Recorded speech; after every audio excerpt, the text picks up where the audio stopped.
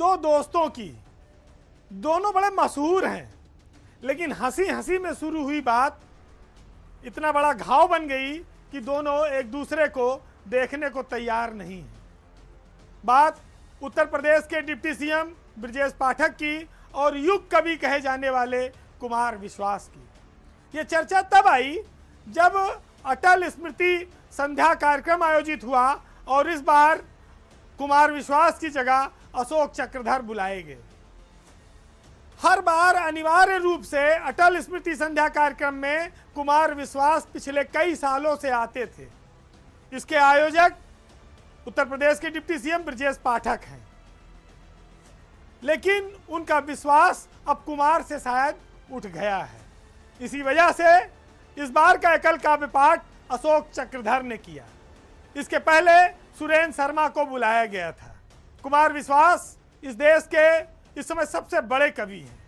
वो एक कथावाचक भी हैं और लाखों करोड़ों लोग उनके अनुयायी हैं, उनको सुनने आते हैं, उनको जानने के लिए लालायित रहते हैं।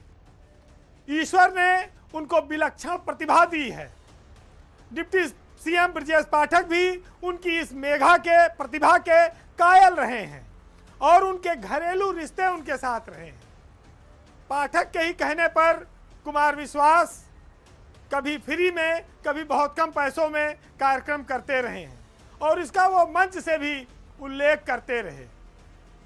हर बार वही बुलाए जाते थे। दोनों की दोस्ती बड़ी गहरी थी, इसलिए कुमार विश्वास लखनऊ में ब्रजेश पाठक के मेहमान हुआ करते थे।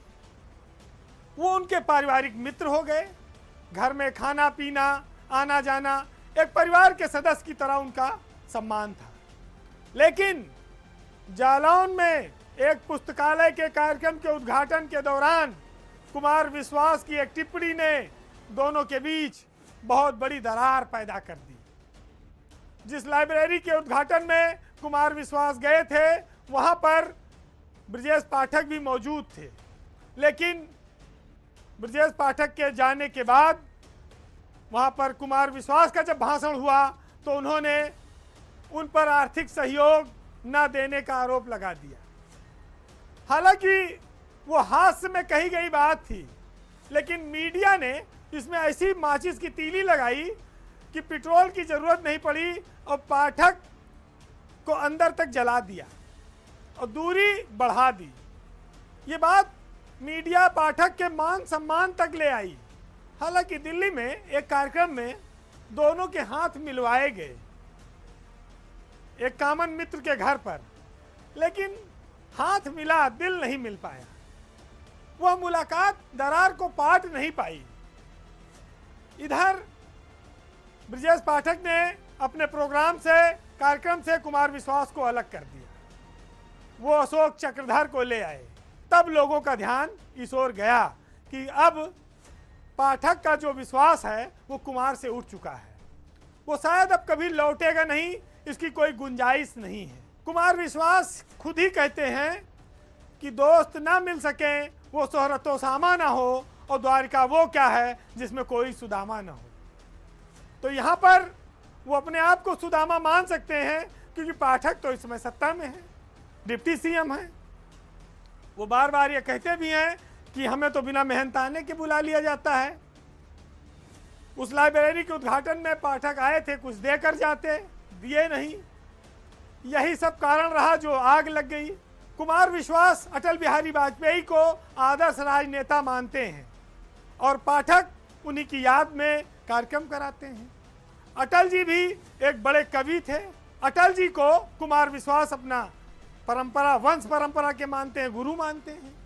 हर किसी को एक दूसरे के पद और सम्मान की गरिमा का ध्यान रखना चाहिए। हम आपस में बंद कमरे में कुछ भी कह लें, लेकिन जब बाहर जाएं तो पदीय जो दायित्व हैं, जिम्मेदारियां हैं, जो सम्मान है, उसके हिसाब से बोलना पड़ता है, खास तौर से मंचों पर, सार्वजनिक स्थानों पर। कुमार विश्वास यही चूक कर गए। कुमार विश्वास यही चूक कर गए। भले ही वो हास में हो या परिहास में हो, उसे उपहास से जोड़कर देखा गया। दोस्ती के लिए ना तो किसी प्रकार के प्रभाव की जरूरत है, गरीबी अमीरी की रेखा को वो देखती नहीं है, वो सिर्फ देखती है प्रेम, सम्मान और बराबरी को। कुमार विश्वास अपने मंचों से बात हमेशा कहते हैं कि अगर आपको गाली देकर बुलाने वाला कोई दोस्त नहीं है तो आप चाहे जितने बड़े व्यक्ति हो, राजमहल में रहते हो, आप कंगाल हैं। दोस्त ऐसे हो जो बिना किसी संकोच के आपको कुछ भी कह दें, आपको पद का ध्यान न रखें, लेकिन ये सब बंद कमरे के लिए है। जब बाहर बोला जाएगा तो उसके पद का, उसके कद का, उसकी गरिमा का सम्मान रखना पड़ेगा।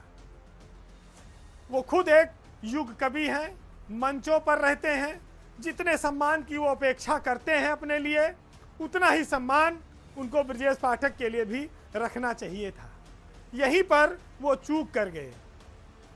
हालांकि वो बहुत प्रखर व्यक्ति हैं और उनकी वाणी में सरस्वती विराजमान है।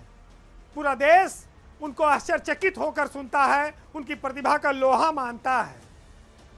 लेकिन हर व्यक्ति के जीवन में कभी कभी कुछ ऐसी गलतियां हो ही जाती हैं। फिलहाल आज के पावर सेंटर में इतना ही। जाते जाते इतना ही कहेंगे कि प्रेम, मोहब्बत ये अलग चीज़ें हैं जिसमें जात पात, ऊंच नीच नहीं देखी जाती, लेकिन दोस्ती अब शायद बराबर वालों में होने लगी है। वो जो किताबों की बातें थी सुदामा और कृष्ण वाली, अब वो ज़माना चला गया है। आज हम इस दोस्ती पर कुमार विश्वास की उन्हीं लाइनों के साथ छोड़ जाएंगे।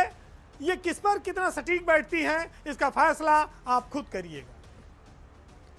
हम शब्द वंश के हर कार्य, सच कहना अपनी परंपरा, हम उस कबीर की पीढ़ी जो बाबर अकबर से नहीं डरा, पूजा का दीप नहीं डरता, षड्यंत्री आभाओं से और वाणी का मोल नहीं चुकता, अनुदानित राज्य सभाओं से, जिसके विरुद्ध था युद्ध उसे हथियार बनाकर क्या पाया, जो शिलालेख बन सकता था अखबार बनाकर क्या पाया।